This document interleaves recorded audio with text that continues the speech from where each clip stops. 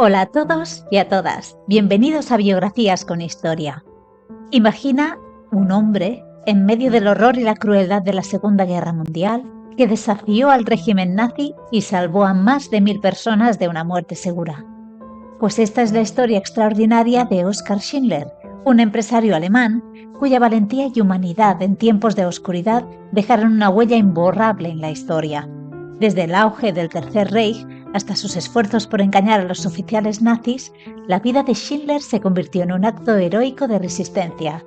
Os invito a descubrir cómo un hombre común se convirtió en un símbolo de esperanza en medio del Holocausto y cómo su legado continúa inspirando a generaciones.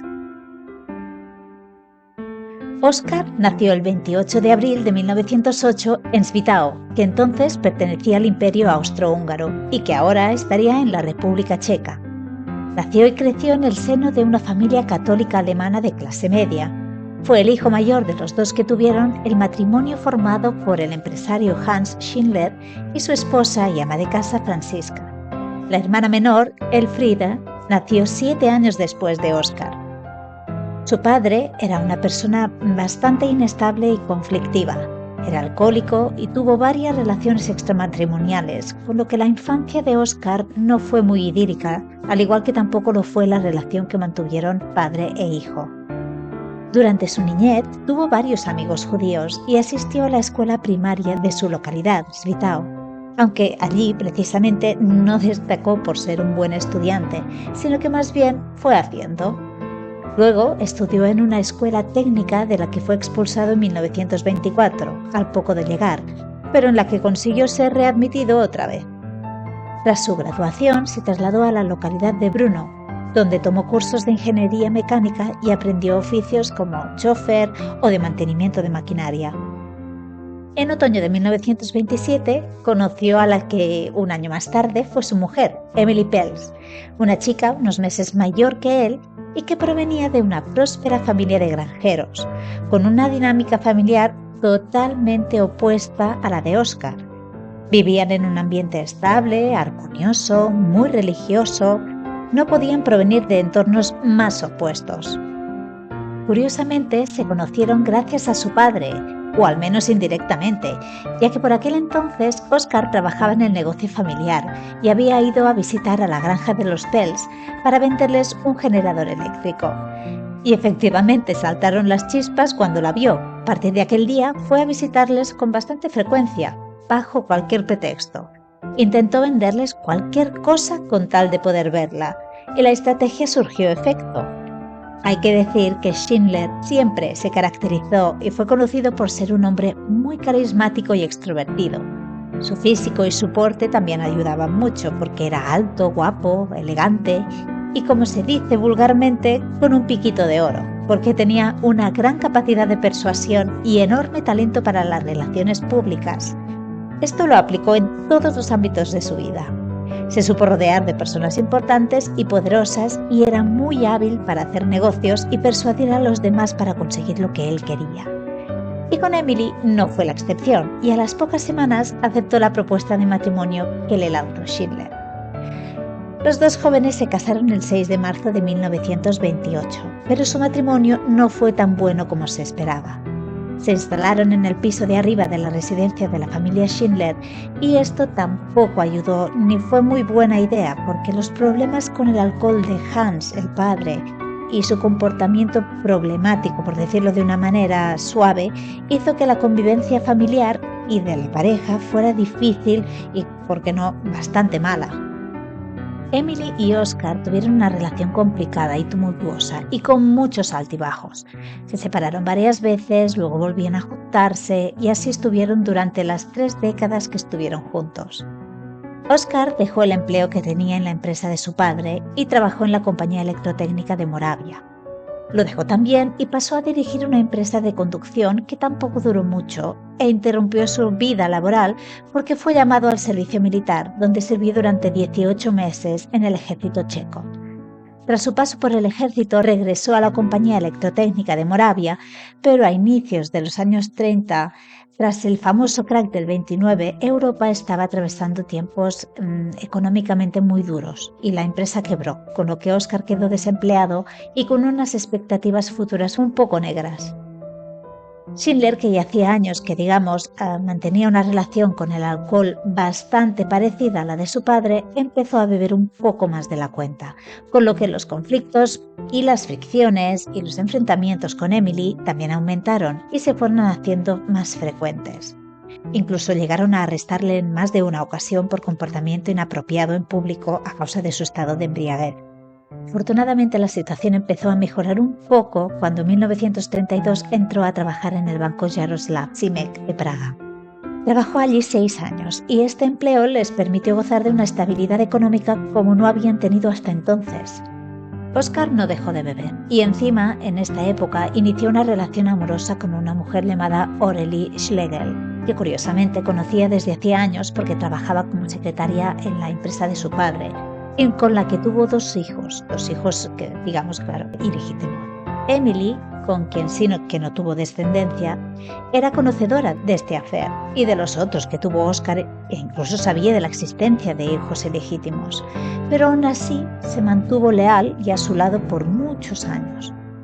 En esos primeros años de la década de los 30, Alemania estaba experimentando un cambio político significativo con la ascensión al poder del partido nazi liderado por Adolf Hitler, quien en 1933 se convirtió justamente en canciller de Alemania y comenzó a implementar políticas antisemitas y nacionalistas que afectaron profundamente a la sociedad alemana y a Schindler inclusive.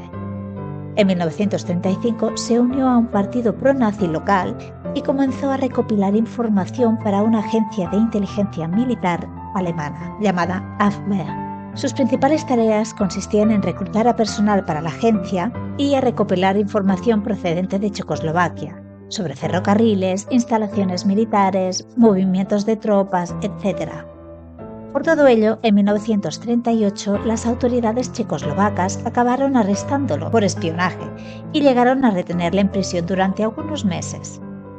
En 1939 fue liberado y poco después de que Alemania invadiera Polonia, momento en el que se declaró oficialmente la Segunda Guerra Mundial, Schindler se unió al partido nazi. Se cree que esta decisión fue tomada más por conveniencia y oportunismo que por afinidad ideológica con el partido. Esta afiliación le brindaba la enorme oportunidad para avanzar en sus intereses patrimoniales y aumentar su riqueza. Fuera como fuese, Oscar pasó a ser un miembro destacado, ya que conocía a muchos empresarios judíos, y las SS lo reclutaron también para pasar información a la Gestapo. Ese mismo año viajó a Cracovia, un viaje en el que inicialmente no le acompañó Emily, y allí participó activamente en el mercado negro, una actividad que le permitió, aparte de aumentar su red de contactos, amasar una considerable fortuna. Luego se enteró de que una fábrica de utensilios de cocina que había sido propiedad de judíos estaba a la venta y echando mano de sus contactos logró adquirirla y convertirse en el nuevo propietario. Oscar se lo tomó muy en serio y con muchas ganas y realizó importantes renovaciones y mejoras en la fábrica, invirtiendo en maquinaria y tecnología más moderna. Tal y como originariamente se había hecho, en esta fábrica se producían ollas, sartenes, vajillas y otros utensilios de cocina. En cuanto al personal que se contrató para trabajar allí, en esa primera etapa la contratación no estaba limitada a trabajadores judíos. Empleó a personas de diversos orígenes étnicos y religiosos, y si contrató a algún judío en ese momento fue realmente porque se les pagaba menos. Uno de estos judíos contratados fue Isaac Stern, que desempeñó la importante función de contable y administrador de la fábrica y que acabó convirtiéndose en la mano derecha de Oscar. Stern, como veremos más adelante, también jugó un papel clave en la protección de los trabajadores judíos y en la elaboración y redacción de la famosa lista de Schindler, que contenía los nombres de los trabajadores que logró salvar. Oscar aprovechó sus conexiones con funcionarios y altos cargos nazis para obtener favores y así asegurar el éxito y el crecimiento de su negocio. Los nazis a él lo tenían en gran estima realmente porque les proveía de forma clandestina de multitud de cosas, damas de compañía, ropa de calidad y productos del mercado negro.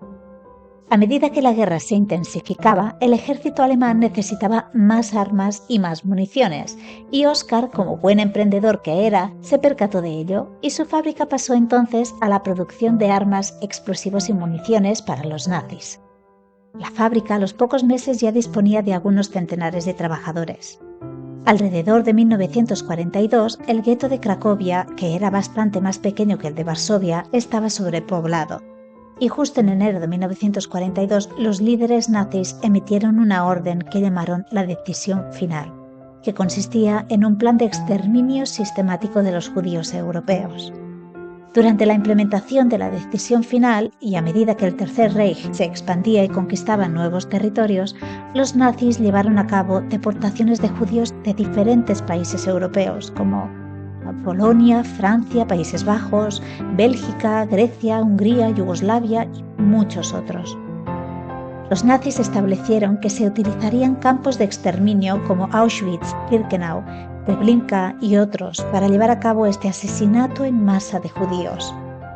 Bueno, pues remontando lo que decía de la situación del gueto de Cracovia, los judíos que estaban allí fueron objeto de deportaciones masivas. Eran transportados en trenes de carga en condiciones inhumanas e inimaginables hacia campos de exterminio. A principios de 1943 quedaban aún algunos judíos en el gueto y las autoridades nazis comenzaron con la eliminación y la liquidación de este gueto. Los judíos que aún quedaban, si eran aptos para el trabajo, se mandaban a campos de trabajo y si no lo eran, los asesinaban allí mismo en plena calle. Oskar, conocedor y testigo indirecto de estos atroces sucesos, quedó aterrorizado y seguramente fue entonces cuando comprendió y tomó verdadera conciencia de lo que estaba pasando. A partir de entonces empezó a usar su riqueza y sus conexiones para salvar a tantos judíos como fuera posible, a quien se los llamó los judíos de Schindler. Por esa época se abrió cerca de Cracovia el campo de trabajo forzado de Plaszow, a cargo de un oficial de las SS, Amon Goth.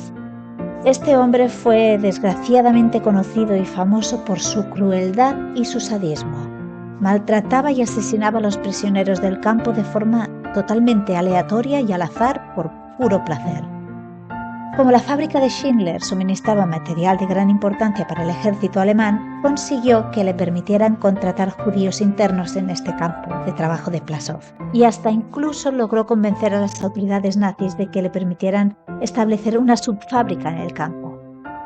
La relación de Oskar con el comandante Amon fue siempre tensa y bastante complicada, pero Schindler, con su, savoir-faire, conseguía lo que pedía a base de sobornos, regalos, alcohol, mujeres, dinero, lo que hiciera falta para proteger y alejar a sus trabajadores judíos de los campos de exterminio e incluso de las garras del mismísimo Amon. Oskar, codo con Isaac Stern, hicieron uso de toda clase de estrategias para contratar y proteger a los judíos. Utilizaron sobornos, falsificaron documentos, los enviaron a otras ubicaciones. Por ejemplo, cuando el campo de Plaszow fue cerrado, Schindler consiguió que sus trabajadores fueran trasladados a una fábrica que se le permitió abrir en Checoslovaquia, en la ciudad de Brunlitz, donde al menos allí estuvieron un poco más seguros hasta que terminó la guerra. También crearon la famosa lista de Schindler. Las personas incluidas en esta lista, que llegaron a ser unas 1.200, estaban en gran medida protegidas de ser enviadas a campos de exterminio, ya que convencieron a las autoridades nazis que estos trabajadores eran esenciales y necesarios para la fábrica de armamento. A esta labor humanitaria, por decirlo de alguna manera, también hay que añadirle otro acto de resistencia contra el ejército alemán por parte de Schindler. De forma evidentemente secreta, los trabajadores de la fábrica, bajo la dirección de Oskar, alteraron las armas y las municiones. Por ejemplo, perforaron los cañones de las armas de fuego, mezclaron pólvora de baja calidad o sencillamente eliminaron partes y componentes esenciales de las armas. Todas estas modificaciones se realizaban para que las armas no funcionaran y fueran totalmente ineficaces en el campo de batalla. De haberse descubierto todas estas estrategias y artimañas de Schindler, el resultado final hubiera sido fatal, tanto para él como para todos los trabajadores. Sin embargo, todas estas acciones muestran el firme compromiso de Schindler con la protección de los judíos y su disposición a arriesgar su propia vida para salvarla de otros. Se libró de todo esto por los pelos, porque en más de una ocasión fue arrestado por la Gestapo acusado de irregularidades en los documentos que presentaba a las autoridades y por mostrar un trato excesivamente favorable y benévolo, evidentemente todo desde su punto de vista, hacia los trabajadores judíos. Afortunadamente, de todos estos percances salió airoso una vez más gracias a su carácter y a sus contactos. Ya a mediados finales de ese año de 1944 estaba claro que el conflicto bélico acabaría con la derrota del ejército alemán. Las tropas soviéticas, el llamado Ejército Rojo, avanzaba desde el este y los alemanes, desesperados por eliminar evidencias de sus crímenes, empezaron a eliminar a los prisioneros y a evacuar los campos de exterminio. En este contexto ocurrió un hecho que pudo acabar muy mal. Como ya he contado anteriormente, cuando las cosas empezaron a ponerse un poco feas, Schindler empezó a evacuar a sus trabajadores y a enviarlos lejos de allí. Los trasladaba a su fábrica de Brunlin.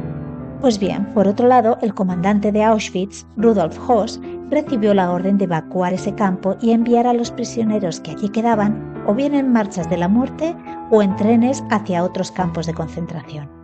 Pero por desgracia, debido a la confusión, supongo, y el caos de la evacuación, un grupo aproximadamente de unas 300 mujeres judías que estaban en la lista de Schindler fue llevado por error a Auschwitz en vez de ser trasladado a Brunlitz. Cuando Schindler se enteró de este error, se dirigió rápidamente a Auschwitz para rescatarlas. Después de intensas negociaciones, Oskar finalmente consiguió que las liberaran y las llevó a Brunlitz finalmente. Fue el único caso, conocido al menos, de que se permitiera a judíos salir de Auschwitz con vida para no ser enviados a otros campos de concentración.